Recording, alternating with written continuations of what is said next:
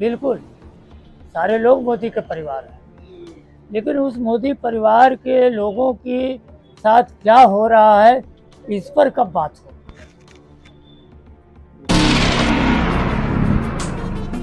अब तो ज़्यादातर नोटा का उपयोग करेगा, और जब प्रधानमंत्री के संसदीय क्षेत्र में नोटा का उपयोग होगा ना, तो शायद प्रधानमंत्री जी की कल ब्रोकर की भूमिका में है बनारस,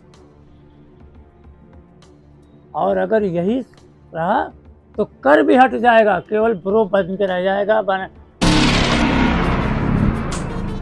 प्रधानमंत्री भी हमारे हैं, मोदी जी बनारस के लिए बहुत कुछ कर रहे हैं, थोड़ा चालकों के लिए कुछ करते, और नहीं अब की एक बार और है।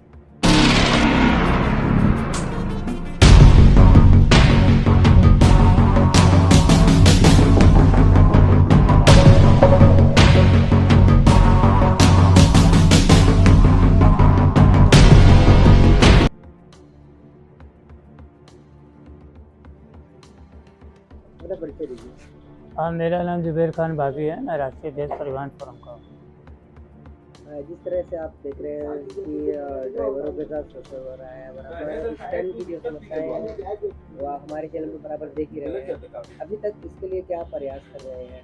प्रयास तो बराबर किया जा रहा है, लेकिन शायद नगर निगम जो है इस चीज़ को मानने को तैयार नहीं है।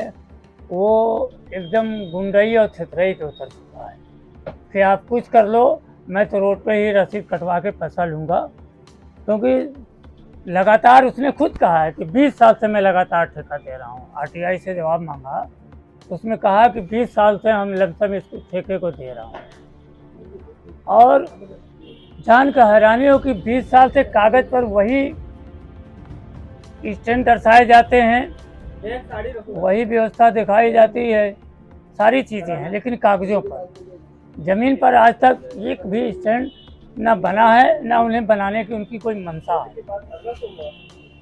ऐसे में मोदी जी बार बार कहते हैं स्मार्ट सिटी का नाम देते हैं, और इतनी स्मार्ट सिटी हो चुका है कि ड्राइवर स्मार्ट है, प्रशासन स्मार्ट है। आपको क्या लग रहा है? ये स्मार्ट सिटी नहीं है, ये बदमाश सिटी है, बदमाश सिटी बन चुकी है। ऑटो चालक कई रिक्शा चालकों की, होमगार्ड भी चालकों को मार देता है, मतलब जब जिसे मर्जी करे ठोक दे, गाली बक दे, मतलब एकदम से इसको बदमाश बना के रखा गया है। स्मार्ट कहना बेवकूफ़ी है। लेकिन मोदी जी तो कह रहे हैं कि एक करोड़ जनता मोदी का परिवार है। हाँ भाई, क्योंकि देश के मुखिया हैं तो हर व्यक्ति उनका परिवार हुआ, लेकिन परिवार की दशा क्या है, क्या इस पर भी कभी बात करते हैं? परिवार किस हाल में है उनका, इस पर भी कभी बात हुई क्या? अभी आपने देखा होगा रेहड़ी पटरी वालों ने स्टिकर लगाया था गाड़ियों के ऊपर, मैं भी मोदी का परिवार। बिल्कुल, सारे लोग मोदी के परिवार हैं, लेकिन उस मोदी परिवार के लोगों के साथ क्या हो रहा है, इस पर कब बात हो। हर चौराहे पे आपने देखा होगा नगर निगम के नाम पर कोई ऐसी सड़क नहीं होगी जहाँ एक आदमी रसीद लेके नगर निगम की खड़ा हो और रोड पर और चलती हुई गाड़ियों को रोके और उसे पैसा लगाओ। किसी ड्राइवर ने आनाकानी की तो उसकी शामत है, पहले गाली से नवाजा जाएगा, उससे नहीं मानेगा तो थप्पड़ मारा जाएगा, उससे भी नहीं मानेगा तो कहीं चौकी क्षेत्रीय चौकी थाने पे उसको ले आके बैठा दिया जाएगा और सारा दोष उसी पे मर दिया जाएगा। तो ये व्यवस्था है स्मार्ट सिटी की। जाम की समस्या आप देख ही रहे हो, 5 मिनट का समय घंटों लग जाता है। बनारस की कोई ऐसी सड़क है जहाँ दिन में 10 बजे के बाद जाम ना लगता हो? तो कहीं ना कहीं स्मार्ट सिटी बनने में के लिए सभी विभाग के अधिकारियों को सिस्टम से और ईमानदारी से अगर काम करेंगे तभी स्मार्ट सिटी बनेगी, वरना ये बदमाश सिटी बनी रहेगी। अभी हाल में आपने देखा जब ये स्टिकर लग रहे थे, उसमें जब एक यूनियन के अपने आप को ट्रेड यूनियन के अध्यक्ष कहने वाले हमारे छोटे भाई ईश्वर सिंह उसमें कह रहे थे कि स्टैंड बनना चाहिए, और स्टैंड का सर्वे हो रहा है, फलाना हो रहा है। तो सर्वे तो 20 साल से हो रहा है, हर साल सर्वे होता है। और सबसे बड़ी विडंबना ये है कि शुरुआती दौर में भी यूनियन के पास ठेका था। जब ठेके की शुरुआत हुई तो यूनियन के पास ही था, यूनियन के लोगों के पास ही था। उन्होंने कोई स्टैंड न बनवाया, न बनवाने का प्रयास किया। और ये जो इस साल ठेका चल रहा है ना, ये भी जो हमारे छोटे भाई ईश्वर सिंह बोल रहे थे, ये इस ठेके का संचालन यही कर रहे हैं 9 महीने से। तो 9 महीने में स्टैंड की व्यवस्था के बारे में समझ में नहीं आए। 9 महीने में इन्होंने किया क्या? पैसा दुगना किया। जहाँ 50,000 वसूली होती वहाँ 1 लाख, जहाँ वहाँ 1 लाख हो रही थी वहाँ 2 लाख, और जहाँ 4 आदमी काट रहे थे वहाँ 8 आदमी, जहाँ 5 काट रहे थे वहाँ 10। और पूरे बनारस में किसी भी रसीद काटने वाला जो टेंडर भरा गया उसमें साफ साफ है कि जो रसीद वसूली करेगा उसकी वर्दी होना चाहिए, उसका बैज बिल्ला होना चाहिए है, और मशीन से रसीद कटेगी। ठीक, स्टैंड की बैरिकेडिंग होना चाहिए, स्वच्छ शुद्ध पानी पीने की व्यवस्था होनी चाहिए, टीन सेट सही बैठने की व्यवस्था होना चाहिए, और मूत्रालय भी होना चाहिए। तो मान लिया मूत्रालय तो जगह जगह सुलभ कॉम्प्लेक्स बना दिया है मोदी जी ने, लेकिन ये टीन सेट, बैरिकेडिंग, शुद्ध पानी, कहीं व्यवस्था है क्या? और उसके नीचे नगर निगम ने वार्निंग दी, मतलब एक और कॉलम जोड़ा है कि अगर इन शर्तों के खिलाफ आप वसूली करते हुए मिलेंगे तो आपका ठेका निरस्त। और पूरे बनारस में कहीं भी 1% भी शर्त के हिसाब से वसूली हो रही है? नहीं हो रही। एक दिन का सीसीटीवी कैमरा निकालने पूरे बनारस में, क्योंकि हर चौराहे पे सीसीटीवी कैमरा लगा हुआ है। कैसे वसूली होती है क्लियर हो जाएगा। किसी गवाह, किसी सबूत की जरूरत है, लेकिन करेगा कौन? ठेकेदार के वसूली करने वाले लोग अपना नाम ना बताने की शर्त पे उन्होंने कहा कि 36 लाख का ठेका है भाभी जी, 1,26,00,000 रुपया केवल बांटा जाता है। तो कहाँ से आएगा? तो सही सी बात है, कहाँ से पैसा लाएगा ठेकेदार? ठेकेदार की मजबूरी है, क्योंकि पूरा सिस्टम ही उसमें इन्वॉल्व है। वो नहीं देगा तो उसका ठेका नहीं चलेगा, और बैरिकेडिंग हो जाएगी तो 40 लाख 36 लाख की वसूली नहीं हो पाएगी। तो कहीं ना कहीं इस पर एक व्यापक चर्चा करने की ज़रूरत है। और बनारस में अगर ऑटो चालक, ई रिक्शा चालकों की व्यवस्था को सही करना है तो सारे विभागों की एक बैठक कराई जाए, और उसमें ईमानदारी से सिस्टम पर काम किया जाए। हम ये नहीं कह रहे कि सारे वो भी गलत है, मेरा चालक भी गलत है, लेकिन चालक गलत इसलिए है कि आप लोगों ने उसे जानबूझकर गलत बना के रखा है, क्योंकि वो गलत रहेगा तब वसूली हो पाएगी। अगर वो सही हो जाएगा तो आप उससे वसूली नहीं कर पाओगे। तो आपने अपने वसूली के लिए चालकों को गलत बना के रखा है, और कहीं कोई बात आती है तो सारा ठिकरा चालकों पर फोड़ के अपने दूध का धोया हुआ बनकर साफ सुथरा निकल जाते हैं।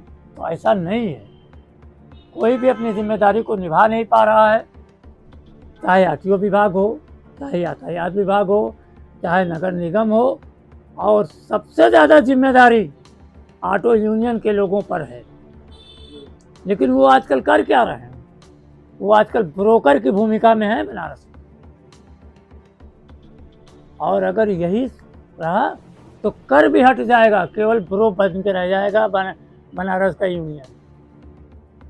तो इन सब बातों पे है। बनारस में अभी परिवहन फोरम जो काम कर रहा है, ये प्रयास कर रहा है, उसके बाद जहाँ तक हमने देखा है कई संगठन इसमें कोई है नहीं। परिवहन फोरम के बाद कोई ऐसा संगठन नहीं है, और इसको अभी किस तरह से प्रचार प्रसार करेंगे और इसको बढ़ाने की क्या प्रयास कर रहे हैं? देखिए, क्योंकि संगठन आपका बढ़िया काम कर रहा है।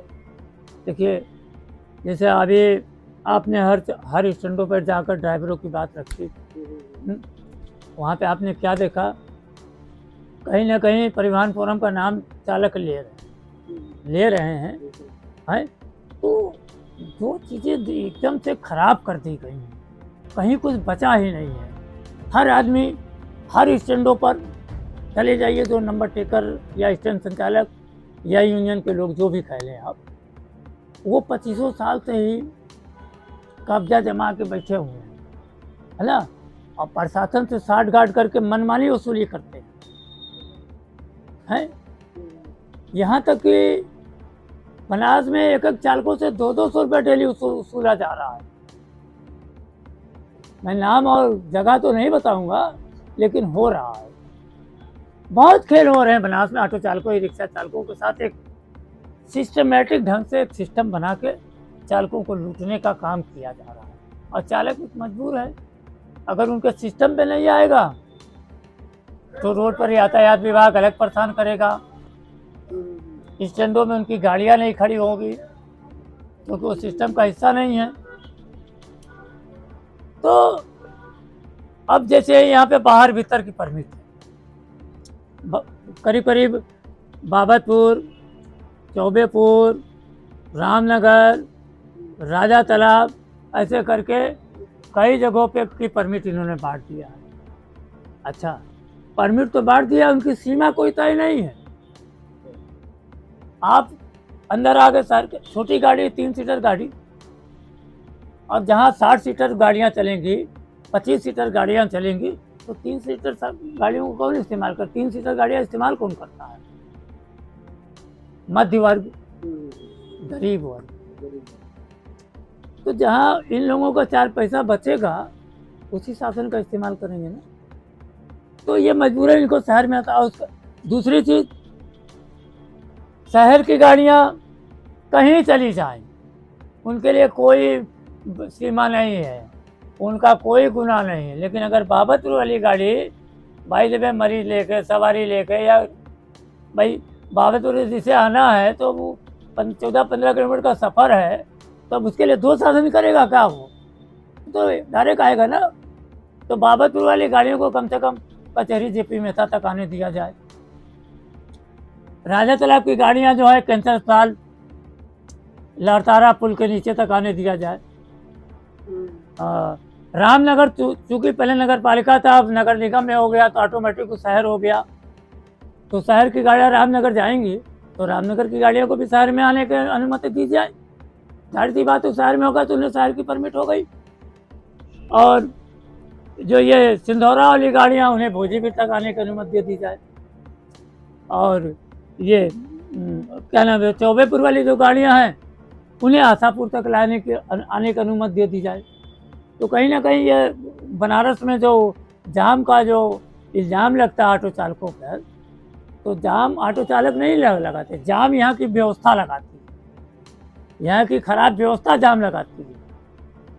रोडवेज बसें आप चले जाइए, रोडवेज पर रात में 12 बजे चले जाइए आप, एक लाइन रोड पर 3-3 बसें खड़ी हैं, कट कोई है नहीं।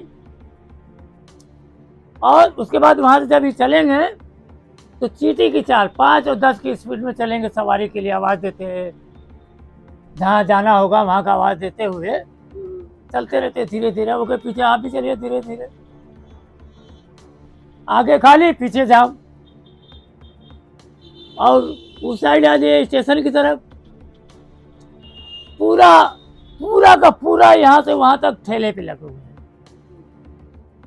और पीछे पेशाब खाना, मतलब 5 फीट पेशाब खाने में, 4 फीट ठेले में, 9 फीट रोड पूरी तरह कब्जा। अगर उस रोड को साफ करा के, वो 5 फीट जो पेशाब खाने की तरह बना हुआ है, उसको क्लियर करा के, उसको बैरिकेटिंग करा के उसके अंदर ऑटो स्टैंड बना दिया जाए, तो जाम की स्थिति होगी नहीं होगी। क्योंकि प्रशासन इनको जानबूझ के ऐसा रखना चाहता है कि ये गलत रहें, कि हमारी जेब भरने का साधन बनता रहे। तो कहीं ना कहीं मोदी जी का संसदीय क्षेत्र है, प्रधानमंत्री भी हमारे हैं, मोदी जी बनारस के लिए बहुत कुछ कर रहे हैं, थोड़ा चालकों के लिए कुछ करते।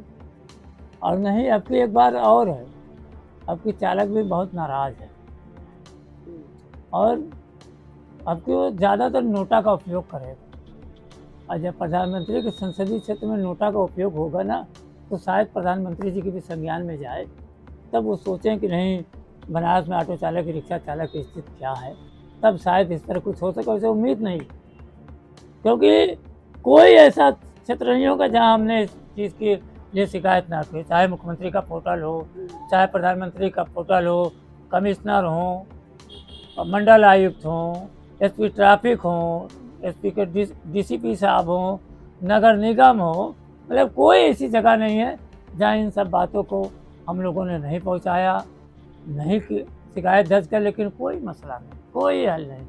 कुछ दिन के लिए सर्वे परवे होता है। सर्वे कैसे होता है? रात्रि में 9-9 10 बजे सर्वे करते हैं, और सर्वे करने वाले नशे में चूर है। अरे भाई, आप पैसा ले रहे हो, करोड़ों रुपया वसूला जा रहा है चालकों से, तो व्यवस्था दो भाई साहब। क्या ड्रामा मचा के रखो 20 सालों से स्टैंड के नाम, उसी स्टैंड को दे रहे हो, तो स्टैंड तो जमीन पे होना चाहिए ना। 20 साल से दे रहे हो, पैसा आप ले रहे हो, तो कहीं बनारस में कोई स्टैंड है क्या? तो कहीं ना कहीं ये खुली लूट है। और ये नगर निगम भी इलेक्ट्रिक बार्ड की तरह है, इलेक्ट्रिक बार्ड की तरह है। हाँ, बस वही सिस्टम है, पैसा दो धंधा लो, बस वही चल रहा है, पैसा दो धंधा लो।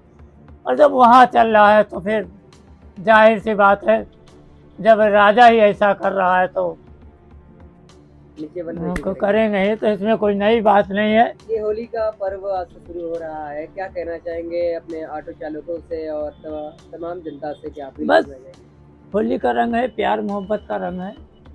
इसे प्यार मोहब्बत की तरह मनाएं, कोई ऐसा काम ना करे जिससे दूसरे को तकलीफ हो, अश्लीलता एकदम ना करें, और कीचड़ गंदगी वगैरह जो इस्तेमाल करते हैं इसका ध्यान रखें, और ड्रिंक करके गाड़ियों का संचालन कतई ना करें।